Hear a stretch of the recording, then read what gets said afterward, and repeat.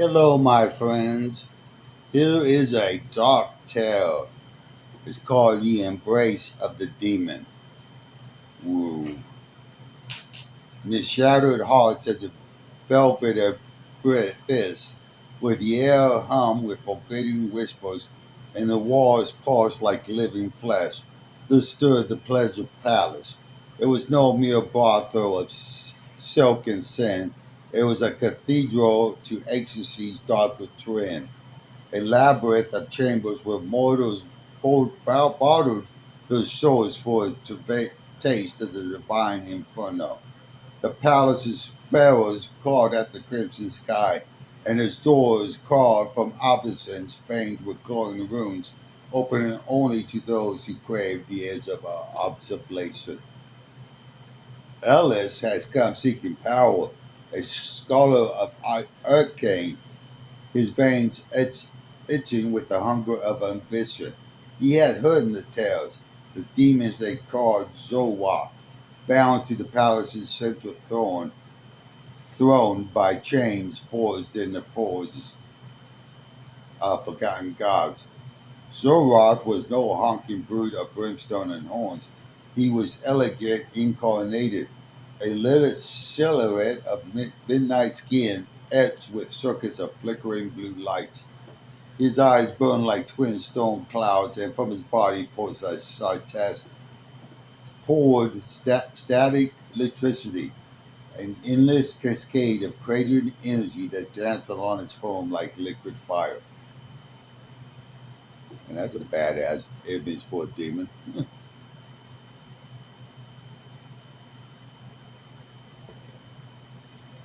Alice entered the throne room under the guise of a sympathy, his robes heavy with concealed grimoires and vials of binding salts. The air was thick, charged, each breath a spark against his tongue. Zoroark lounged upon his throne of withering shadows, one clawed hand tracing lazy patterns in the air, sending arcs of electricity snapping towards the ceiling.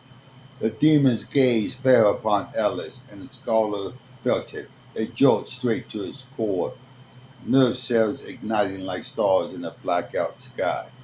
You seek to use me?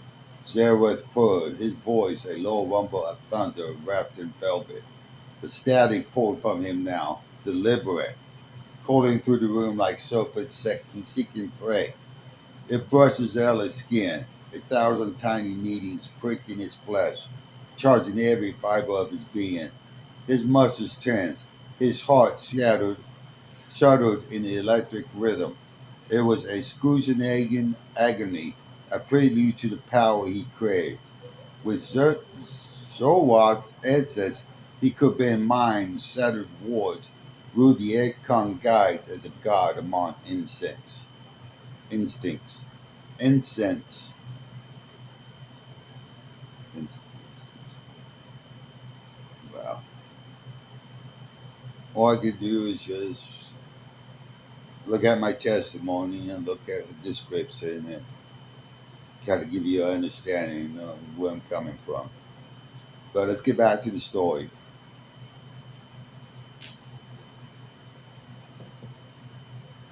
Kneeling before the throne, Ellis chatted the incarnation, his words weaving a note of internal threat. The demon watched, amused, his body arching slowly as the static intensified, a pouring torrent now, flooding the air with ozone in a scent of scorched desire.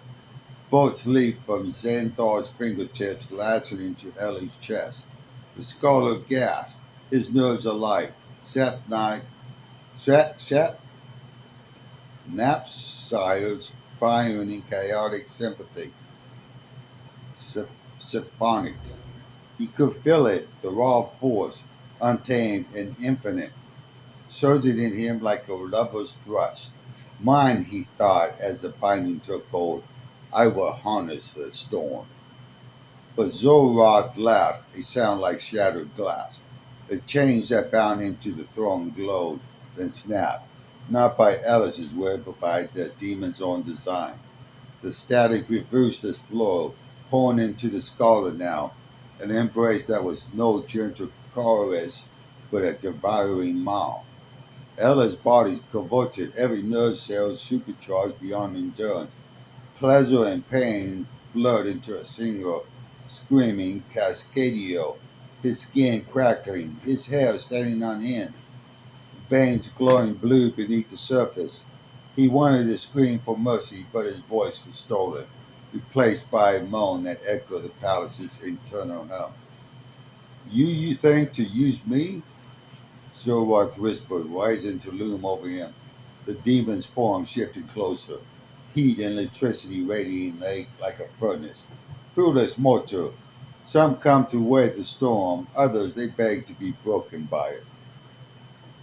And in that moment, as a static flooded his every cell, Ellis understood the power he sought was a lie, a siren's call. What truly bound men to Zoroark was not control, but surrender. The sweet abyss of being unmade and remade in electric bliss. His Gilmore fell forgotten to the floor, pages curling in the heat. As Zoroark's claws traced his jaw, sending French waves crashing through him. Across the palace, in alcoves of mirrored glass and feather-strewn beds, others gathered. The ambitious, like Eli, who dream of a domination. The broken who whisper prayers for the demon's touch, craving the charge that would numb their hollow hearts. And the palace itself, it fed on them all, walls absorbing the static overflow, grow, growing ever hungrier. By dawn, in what passes for it in the abyss, Ellis lay spent upon the throne room floor, his body a map of faint scorch marks, his mind forever etched with the demon's rhythm. He rose not as a conqueror, but as one of the abused, eyes glazed, lip curled in a single smile. Zoroark had poured into him, charged his nerves to the brink of shattering, and in that embrace the scholar had found something far more intoxicating than power. Welcome to the Palace Place. Welcome to the Pleasure Palace, where the storm awaits. Will you use it or let it use you? Will you give in and surrender to your desires? Well, if you like that story, give me a thumbs up. Thanks.